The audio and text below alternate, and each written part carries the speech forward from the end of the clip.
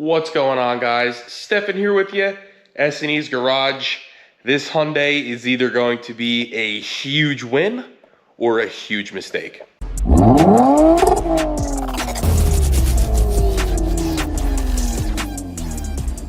This is our latest purchase, and we took a huge gamble on this. This is a 2017 Hyundai Tucson with the 2-liter NU engine. This is not the Theta engine that is known for rod bearing failures. This is known as like I said before, the NU.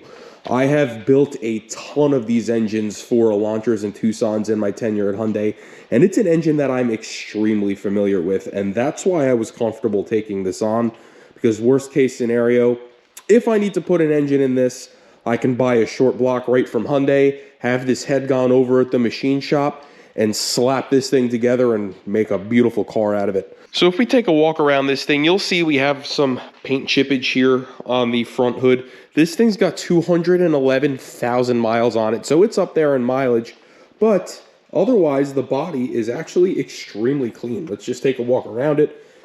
All the wheels are in very nice shape. It's got newer tires, so I think this car was on the better maintained side, which is also a good sign.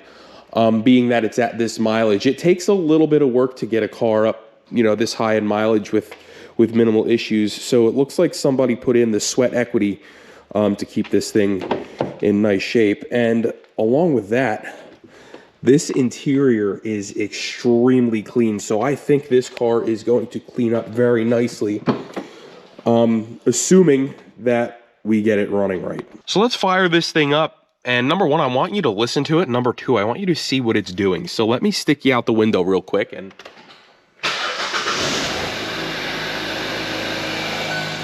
you can tell the engine is actually pretty quiet. It is almost 8,000 miles overdue for an oil change. And along with that, we have a blinking check engine light, which in Hyundai land means this thing is in engine protection mode. So the knock sensor, which is under the hood, is picking up feedback, whether it be electrical from a faulty knock sensor or a rod bearing going bad. This car thinks the engine is going to blow up. Now, that's why this is kind of a gamble for me, because this could be something as simple as a new knock sensor and a software update, or it could be catastrophic engine failure. Now, the one thing that is making me think it is not engine failure is if I rev this thing up to 2,000 RPMs,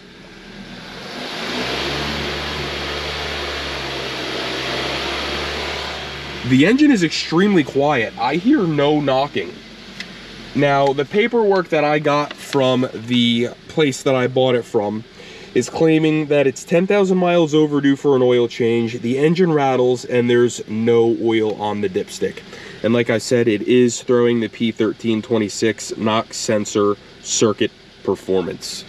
Now that we're under the hood and we're listening, I do hear a slight tick, but that could be just the lifters. These have hydraulic lash adjusters, and if it's low on oil, they could be starved a little bit. But a knock from a lower end of any of these engines it's very pronounced. It's the very hollow, deep knock, knock, knock, knock, and it's very rhythmic. And I'm not hearing that with this. And I'm kind of liking what I'm hearing from under the hood too. So what I'd like to do now is we're going to go ahead and lift this engine cover up like so. Okay, I'm going to shut it down, and we're going to go ahead and pull this guy right here. That is going to be our intake oil control valve. And on that oil control valve is a metal screen. And what we want to check for is we want to see if that metal screen has caught any metal. If I see metal on that screen, then that means something in the bottom end is coming apart and sending metal throughout the whole engine, and that would not be a good thing. At that point, I would put the sign of the cross on this engine. I would condemn it, and we would have this head, like I said, cleaned up at a machine shop, rebuilt, put a short block in it with a new front timing cover, because the oil pump on these is, in fact, built into that front timing cover. So we would want to replace that and, the lifters and everything like that. But anyhow, let's get you on the camera. Let's go ahead. Number one, we'll pull the dipstick, look at the oil, and then let's pull that oil control valve. All right, so let's go ahead and check the oil level here. and there is literally nothing on the dipstick. So that kind of goes along with the fact that this thing is overdue for an oil change. So let's go ahead and unplug this oil control valve. Like I said, we're gonna yank it out and we're gonna see what we find on that metal screen. Now, if we do find some metal on the screen, like I said, I think we're gonna be done as far as this engine is concerned. We're gonna start sourcing parts for it. So once you pull the 10mm out for this oil control valve, you can just grab it with a pair of pliers and wiggle, and it'll come right out. And I do see a little bit of debris on this, but nothing that would indicate to me that there is a catastrophic engine failure going on here. When these things fail, all of this screen here would be completely covered in metal. I'll look to see if I have a picture of one that I've done, but this is a very good sign. So just to put my mind at ease here, we went ahead, we reinstalled that front oil control valve. That is for the intake side. I'm gonna go ahead and pull the exhaust side as well.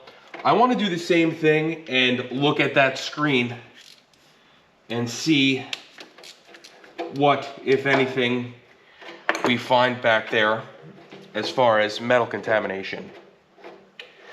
Just because that screen is clean does not mean that the bottom end of this engine is not damaged. It can still be damaged. It just might not be to the point where metal is getting sent up to the cylinder head just yet. So let's go ahead and wiggle this oil control valve out and give it a look. And again, these oil control valves, they're clean. This is huge. This is a big win, but I don't want to say we're out of the woods just yet. So far, I like what I'm seeing here. This is indicative that our engine actually might be okay. Now, before we do any more testing with this thing, I'm gonna fill it up the rest of the way with oil because I don't want to do any damage to an engine that might not be damaged. So let's just give her some oil here. You know, if you're this far overdue for an oil change, you know, your cars, they all burn oil. So it may have just burned some oil and ran itself low, and the cam phasers may have started rattling, and the knock sensor detection system may have picked that up and thrown this thing into limp mode. All right, we're on the stick now. That's a good sign. So what we have here is our X-Tool D8. Now with this P1326 code, it's very important that you clear the code with the engine running. I don't know why. That's what Hyundai used to tell us to do, and it's what they still tell us to do, or still tell dealerships to do.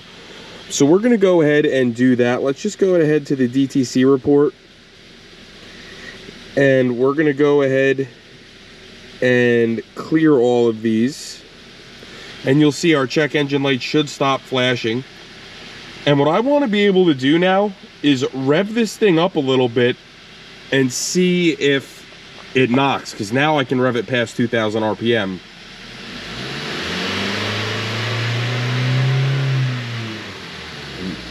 And this thing sounds honestly pretty damn good.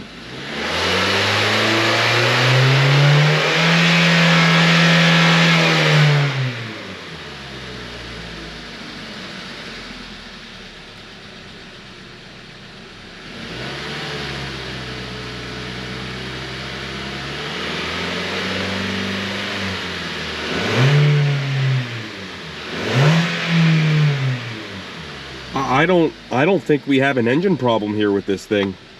If you want me to be completely honest with you, I think that we really lucked out. I think, honestly, that we might be able to get away with doing a top-end service on this thing, so like an induction service, and maybe run BG's EPR, Engine Performance Restorer, through this thing to free up any, you know, gunk or anything that's in there. But I think it's safe to say we may have really lucked out on this thing.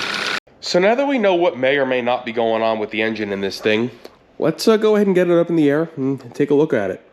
Now, our front tires are in very, very nice shape. They're relatively new, actually. Some nice General Ultimax. They're a nice tire. You'll see the rotors are a little bit rusty, but this thing has been sitting for a little while, and there's a ton of meat on those pads. So I'm willing to bet that, you know, a couple of hard stops on the highway, and this thing might be good. Now, I'm just looking under here at the oil pan. It is kind of hard to see, but I don't see any leaks under here. What we're going to do in our next video is we're going to remove that oil filter, and we're going to cut into it, and we're just going to take a look to see if there's any metal in there. If I don't find any metal in there, I don't think I'm going to bother dropping the oil pan, but if we do find metal in there, then the pan is going to have to come down so we can take a look at some rod bearings. But I am liking what I'm seeing under here. This is an all-wheel drive version, which is also, that's going to be a great selling point. We have those same nice new tires back here, and the rear brakes don't look, yes they do, never mind, I'm lying to you. We are going to have to do rear brakes on this. The outboard pad on that side is pretty beat, and this one is not far behind it. So yeah, we're gonna need some rear brakes. I don't know what it is with these cars and rear brakes lately. This is the second one I've had that's gonna need a set of rear brakes. But for 211,000 miles, this thing is actually in a really nice shape. You'll see even back here our rear axle bushings, the differential bushings are in nice shape. And I really do like what I see here. Hopefully that engine issue ends up just being something as simple as it was a little bit low on oil and it set the code. What I might do is, if I don't see anything in that filter, we might register this and bring it to Hyundai and have them check. They'll do what's called a bearing clearance test. This is something that I've done a ton of times working for Hyundai. They'll basically put a tool in the combustion chamber through the spark plug hole and just check to see what kind of play there is in the combustion chamber. And if that's good, they'll do either a knock sensor or a software update. And that might be all this thing needs. And if that's all this needs, that's maybe a $200-300 bill at Hyundai. That would be a huge win for me, because we'd only be into this thing for like 1,300 bucks, along with the rear brakes. So like I said, this is either going to be a huge win, or we're going to have to put, you know, 3-4 grand into that engine to make this thing right. So let's hope for the best, expect the worst, get all our ducks in a row here. Next video, we're going to go ahead and cut the oil filter.